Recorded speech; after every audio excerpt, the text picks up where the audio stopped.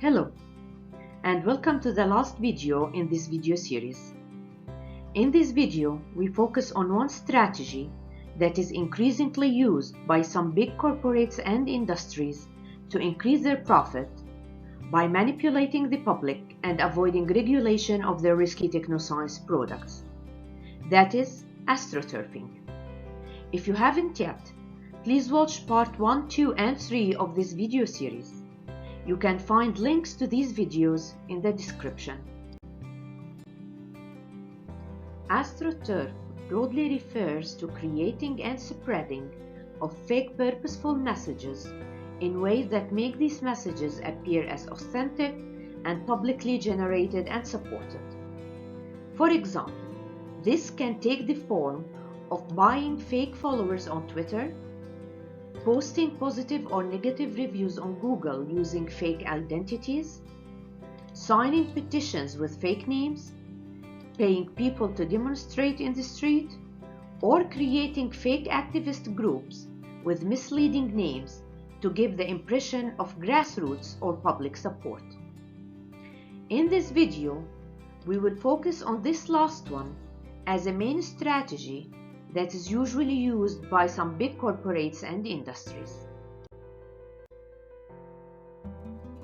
But where did the expression astroturf come from?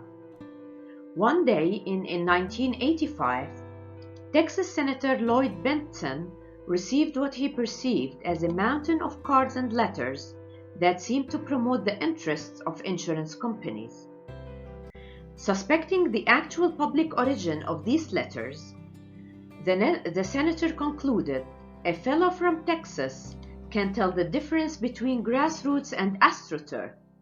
This is generated mail. By astroturf, the senator was referring to an artificial carpet-like grass that looks very much like the natural real grass. Astroturf is a fake grass, and the senator used the term to describe what he perceived as a fake grassroots demand. So in this video, astroturfing refers specifically to the forming and using of fake grassroots groups of consumers or citizens to convey messages of industries, corporates, or political entities while hiding their ties and sponsorships. Astroturf groups can be perceived as the corporate version of grassroots social movements, and their main goal is to sway public opinion and policy makers to avoid regulations and maximize corporates' profit. But how these astroturf groups are usually formed?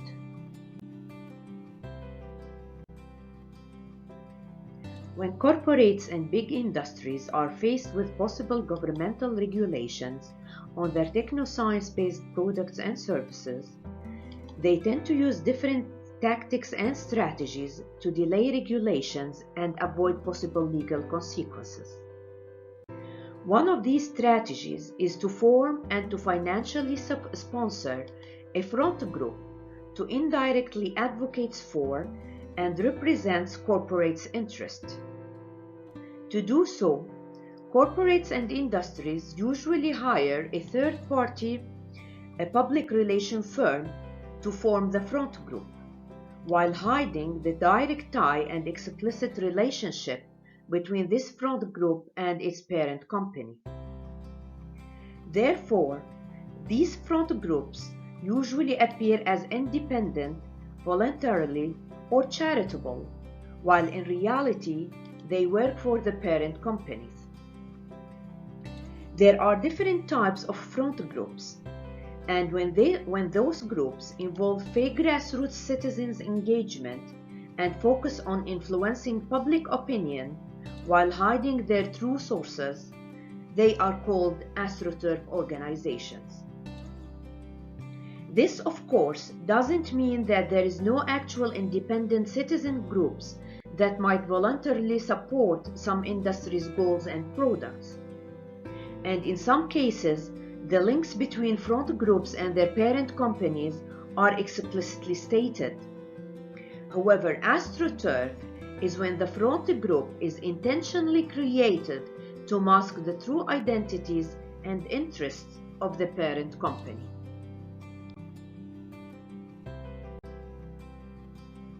Some examples of big corporates and industries that used astroturfing as a strategy include tobacco companies like Philip Morris, who hired a public relations firm to develop the National Smokers Alliance on behalf of the tobacco company.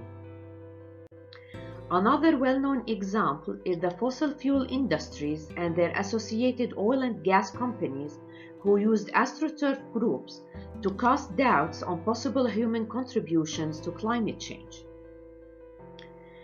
Chemical industries like asbestos companies and producers of endocrine disrupting chemicals like BPA in plastics and DDT in fertilizers are also known to be involved in astroturfing practice. These practices involve manufacturing controversies about possible harms and health issues associated with their products. Similar astroturfing practices have also been associated with timber industries and auto industries, to name a few. Let's look at one of those examples in more detail. By the late 80s and through the 90s, some tobacco companies, including Philip Morris, created and facilitated smokers' rights groups to oppose the smoke-free laws. In 1993, Philip Morris emphasized this effort by hiring Burson Marsteller, which is a public relations firm, to create the National Smoker Alliance, which is a special smokers' rights group and a fake grassroots organization. The NSA appeared as totally independent. However, in reality, it received millions of dollars of funding from Philip Morris. The president of the NSA was at the same time the vice president of the public relations firm. To attract members to the NSA, the public relations firm, under the cover of the NSA, ran newspaper advertising campaigns, set up toll-free numbers, published newsletters, and paid telemarketers. And to increase its membership, the NSA even considered adding the Philip Morris employees as its own group members. Although the NSA explicitly claimed that its main goals were to empower smokers and to make their voices heard, an internal memo ironically stated that we don't want to empower them to the point that they will quit. In the 1995, the NSA had around 3 million members but received less than 1% of funding from its members. The NSA then participating in promoting the Enough is Enough campaign that advocated for tobacco companies' interests and policy positions by, for example, disputing the health effects of secondhand smoke, promoting consumers' choice and individual rights, and encourage smokers to defend their rights and freedom. In 2001, the NSA was dissolved, but some of its funds was transferred to the Center for Individual Freedom, which was established a couple of years earlier. Also, some major employees of the NSA took important leading positions in the CFIF. The mission of the CFIF was to protect and defend individual freedom and individual rights guaranteed by the US Constitution. While some NSA members might have voluntarily joined the group to defend their rights and freedom as smokers, the NSA was mainly administered by Philip Morris, not the public. This includes bringing forward the ID for establishment, funding, implementation, and maintaining the group, while hiding connections between Philip Morris and the NSA. As such, NSA is considered as an AstroTurf organization.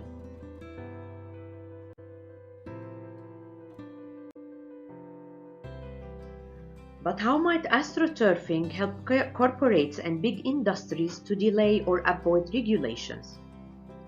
As illustrated in the previous example, once formed, astroturf groups usually form websites and campaigns and write editorials and reports.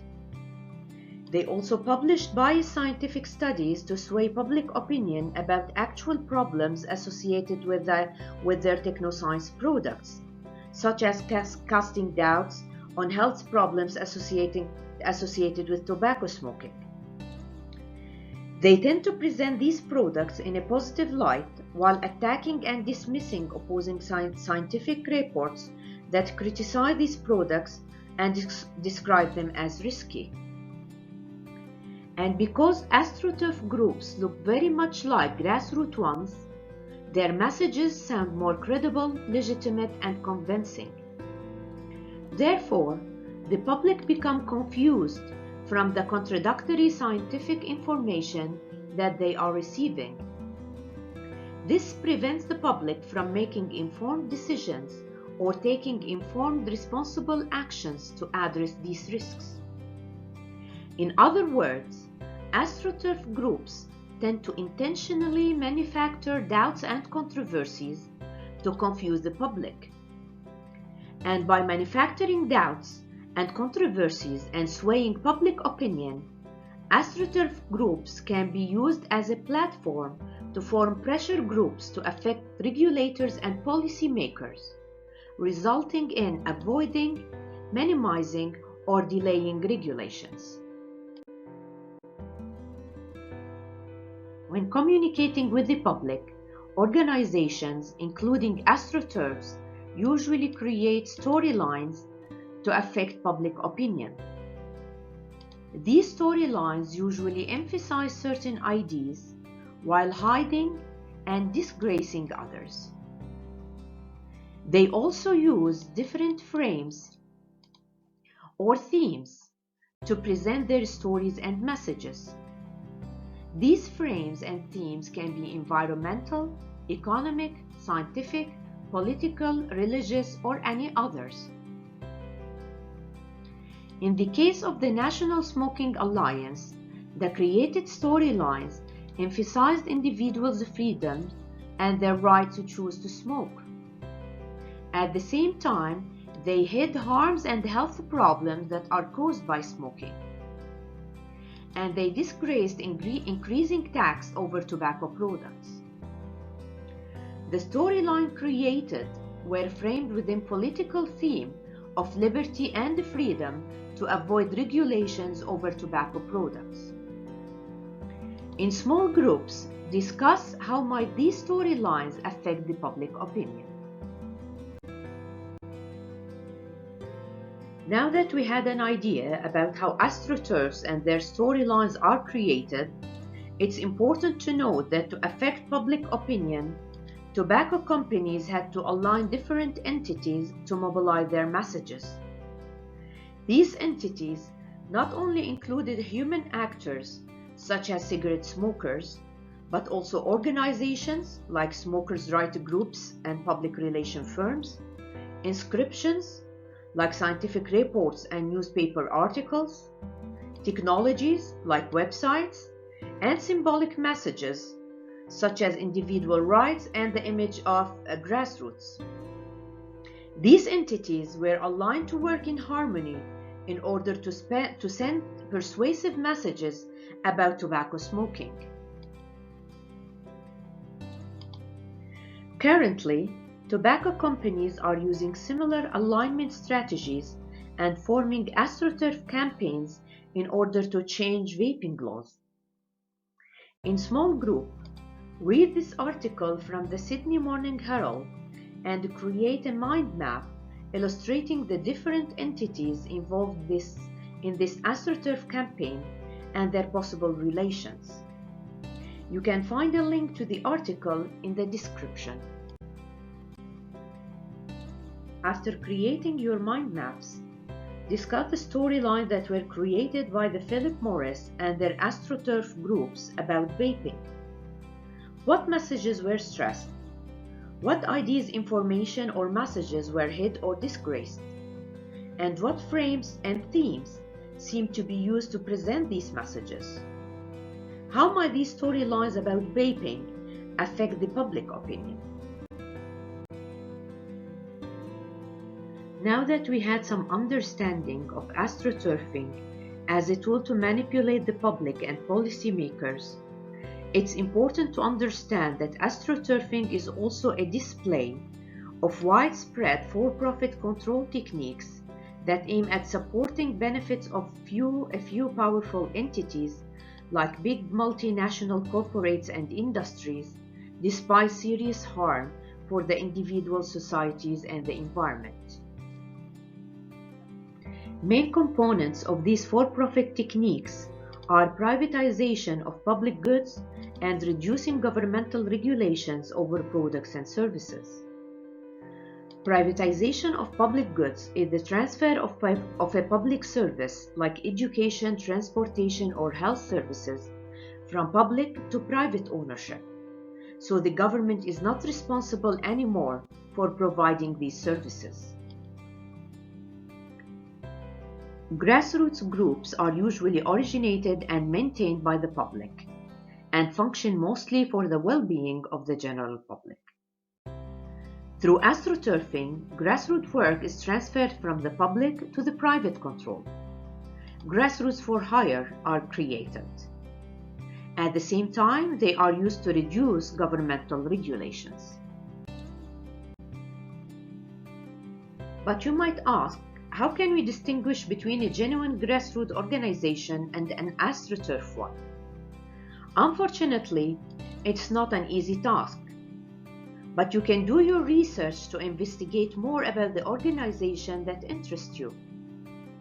Here are a few things to consider in your research. First, check how they frame their storylines and what are their goals. Are there any contradictions between these storylines and the goals of the organization? For example, if a grassroots main goal is to address climate change, it can be expected that it will use environmental themes to communicate with the public. It might be a bit strange if instead it mainly focused on economic revenues that can be gained from investing in fossil fuels. This, of course, doesn't mean that a genuine environmental grassroots cannot use economic frames and themes in their communications, but it might be a red flag that requires you to do more investigations. Second, check their sources of funding. As explained earlier, there are authentic grassroots organizations that might support big companies' interests, and there are some front groups that explicitly list their ties to their parent companies. However, when the sources of funding is not clear and doesn't seem to be gained mainly from the public, that might also be a red flag to consider. Finally, check their leadership team. Do their leadership team members have current or previous ties with the industry that their grassroots support? While none of these might be a fully conclusive evidence that a grassroots organization is an astroturf one, they are possible red flags for you to look deeper into the authenticity of this organization. Do your community members know about astroturf organizations? With your teacher's support, you can do your own primary research and create a survey to check what your community members know about astroturfing. Based on your findings, you can also take an action to make them aware of different astroturf activities and their problematic consequences.